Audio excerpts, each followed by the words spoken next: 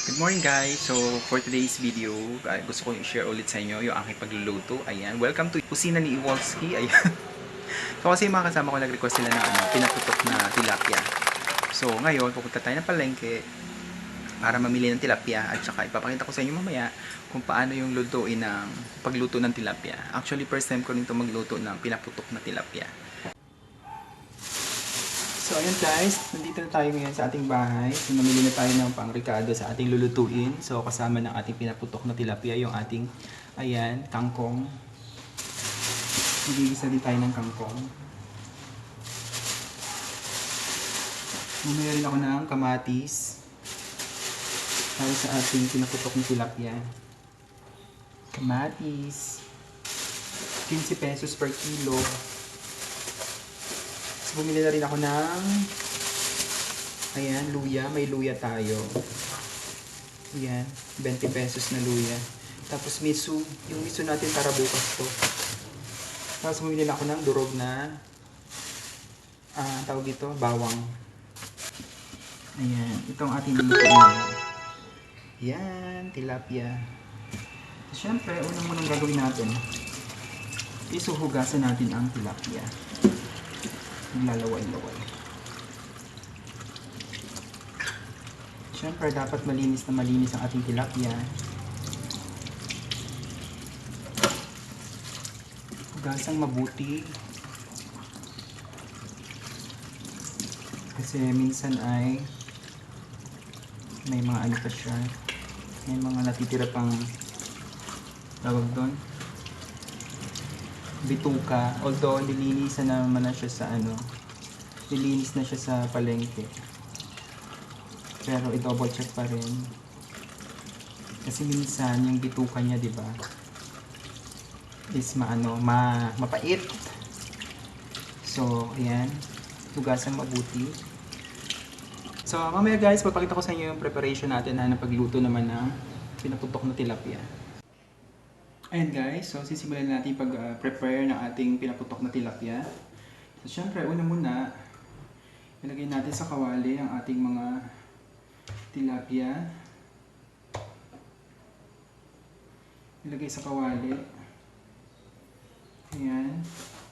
Tapos ilalagay na natin ang mga ricados. Bumili na ako ng durog na bawang. Para hindi na ako masyadong maghihiwa-hiwa. Medyo madami yung lalagay kong bawang kasi gusto ko malasang-malasa siya. Yan. Tapos, susunod naman natin yung kamatis. Meron tayong kamatis dito. So, ilalagay natin yung kamatis. So, huwag kalimutan hugasan ng kamatis, guys. So, ang purpose kung bakit ito ginagawa muna, bago ko siya ilalagay sa loob ng tilapia, is para talagang malasang-malasa. So, parang ang tawag natin doon sa Tagalog is sa amin tawag namin doon pag nagluluto is sinasangkot siya. So, parang ganun, isasangkot siya mo muna siya para talagang malasang-malasa siya. So, ganito lang guys, yan. So, hiwain lang ng mabuti ang mga kamatis. Hiwain natin ito mamaya. Hiwain natin itong kamatis. Tapos sunod luya. Tapos sunod bawang natin. Okay? Siyempre guys, sunod na yung hiwain natin yung ating sibuyas.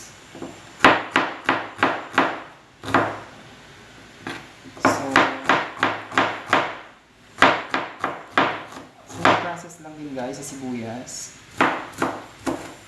Medyo pinuno lang din natin.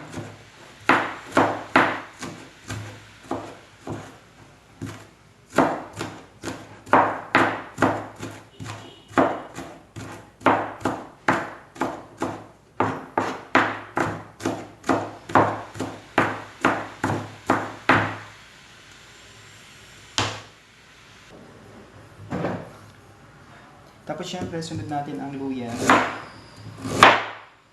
Yung luya, ito guys, ito yung magtatanggal ng ng langsa.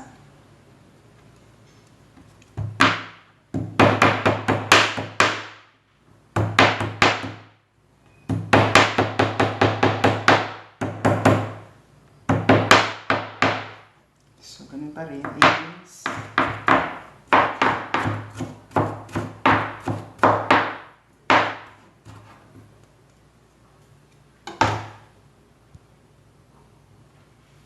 and guys, i-mince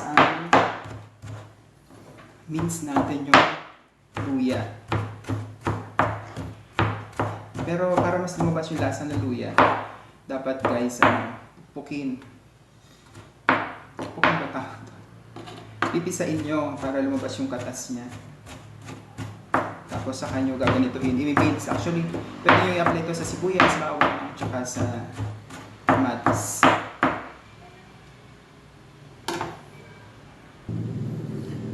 So ayan guys, kapag nahiwa na lahat yung ating mga ricado, ayan, ilagay na natin siya sa ating tilapia. So sibuyas, lagyan natin siya dyan, tapos yung ating luya,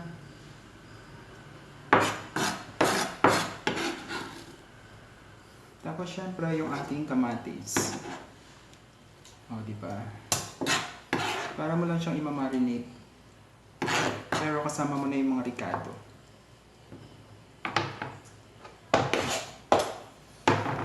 Siyempre, lalagyan na natin siya ng asin. Mas maganda gamitin guys yung rock salt na asin.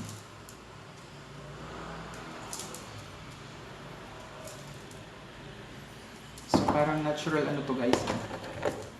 Parang ito yung ating natural na paghahanda sa ating pinaputok na tilapia. So ganyan lang siya. Careful lang kayo guys kasi may tawag doon, baka kayo matusok, matunok.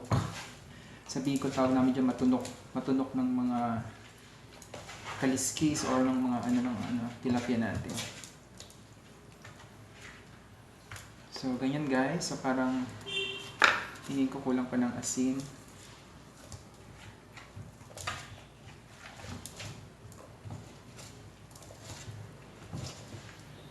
Ayan. So, syempre, marinated na yung ating labas, diba? So, ngayon, i-process na natin siya kung paano sa loob. So, ayan guys, na-marinate na natin yung ating tilapia. So, you can leave it naman here kung ilang minuto, diba? So, simulan na natin siyang lagyan ng filling sa loob. So, careful lang kayo guys ha, kasi yung kutsilyo natin, baka alam niyo na medyo madulas ang isda. So double lang kayo, double careful. So hihiwain na natin yung isda. Kasi dito natin siya ilalagay yung palaman.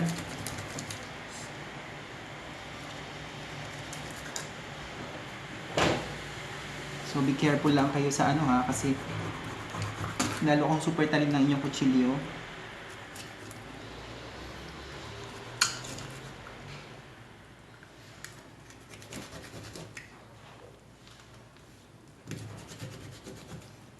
Guys. So, sa mga hindi dyan hindi dyan expert.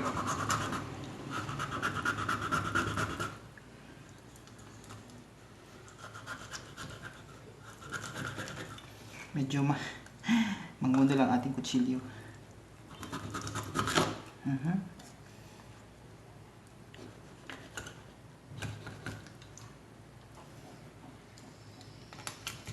So, ganyan guys, diba? So, kasi dito natin ilalagay yung ating fillings. Ayan. So, mamaya ipapakita ko sa inyo yung finished product guys. Pero, normally ganito lang namin gagawin, no? So, ilalagay mo lang yung mga hiniwan natin mga sibuyas, bawang, tapos kamatis sa loob nito. Mamaya ipapakita ko sa inyo yung finished product natin, okay?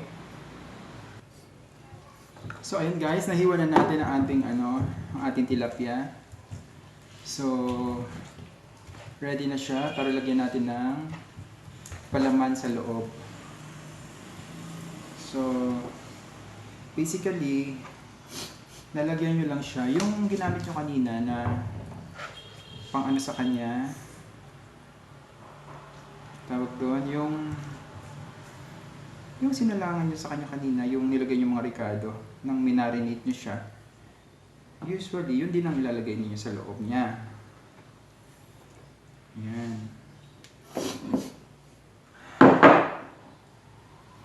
Tapos mamaya, ilalagay natin siya sa foil pack. Sa foil pala. Ayan. Medyo hindi lang matalim yung aking kutsilyo.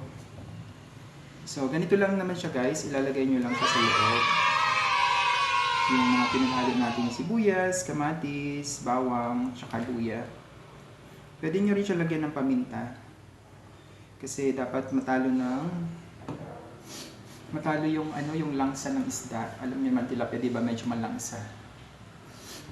So ito yung tinatawag natin na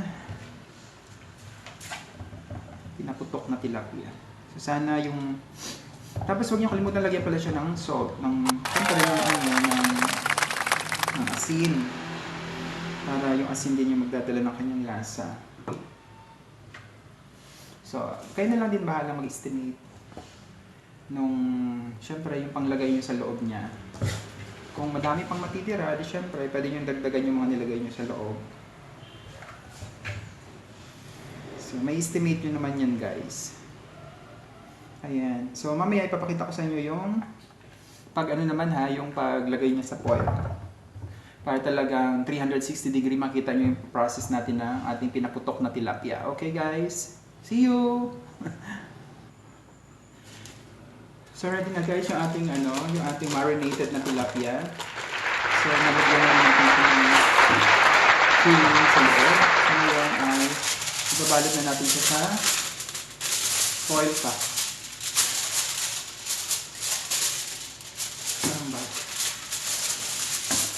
So estimate nyo na lang kung hanggang saan yung gagamitin yung then gagamitin yung foil pack. Foil lang pala, sorry. Aluminum foil.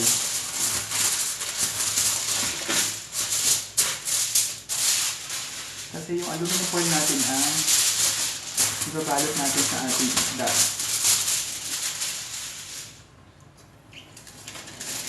Kasi siya yung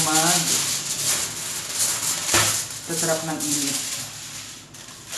So, ilalagay na natin yung ating tilapia sa loob ng ating foil. So, ganito siya guys. O, ha? Parang babalot nyo lang siya. Kasi babalutin nyo lang siya.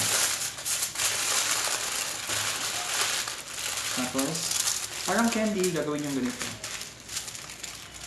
Yan. Excited na ako paano anong magiging result nito. Yan guys. Next, lagay na natin ulit yung tilapia natin. Tapos ganun ulit. I-roll na lang ninyo para hindi na ka mahirapan. Tapos parang ulit candy.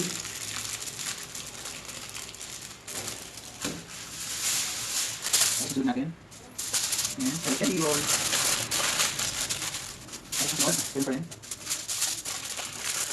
Again guys, doon sa mga doon sa mga matataas yung panglasa, depende na sa inyo. Siyempre kung sa tingin niyo ay medyo kailangan niyo ng mas mataas yung timpla. Pwede niyo naman guys, dagdagan ng asin.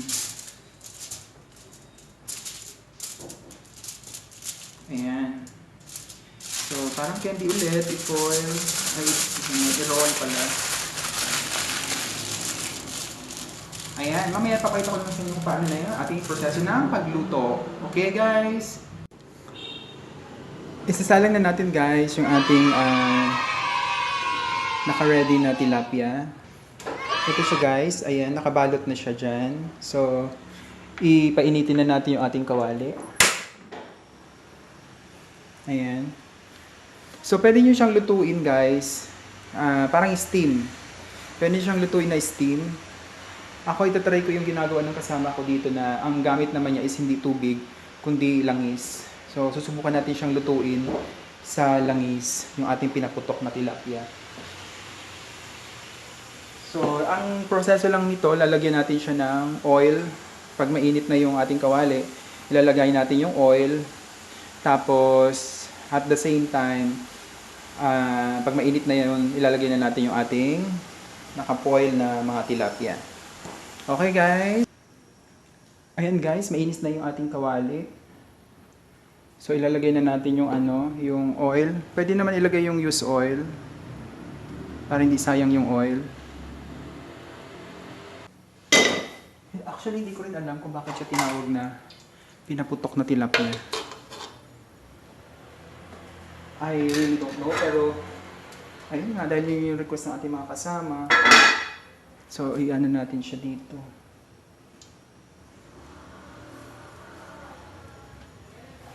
So, ayan guys. So, papainitin natin yung oil. Tapos, ilalagay na natin siya. Ilalagay na natin yung ating tilapia.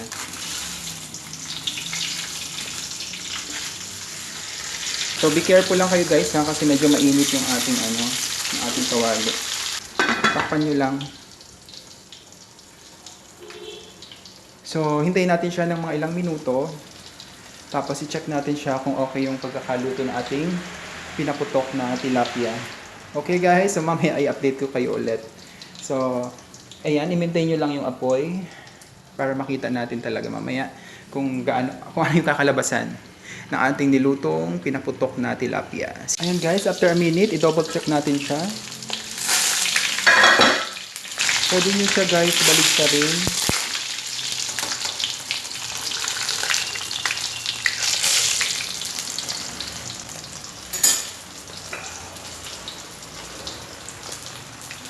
To make sure na talagang naluluto siya.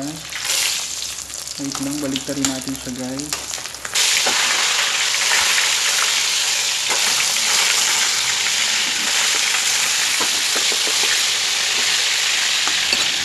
Tapos iwanan natin siya ulit dyan ng ilang minuto guys. Ganun lang guys. So, i-check ulit natin mamaya ng ilang minuto. After ilang minuto pala, sorry. Ito na yung ating pinaputok na tilapia. Sobrang sarap roll. Sarap! Masarap. Masarap nga. Sarap! Sarap kaya? Outstanding yung pagkakaluto. Ay, Ayan, sila yung kakain na aking niluto. Masarap.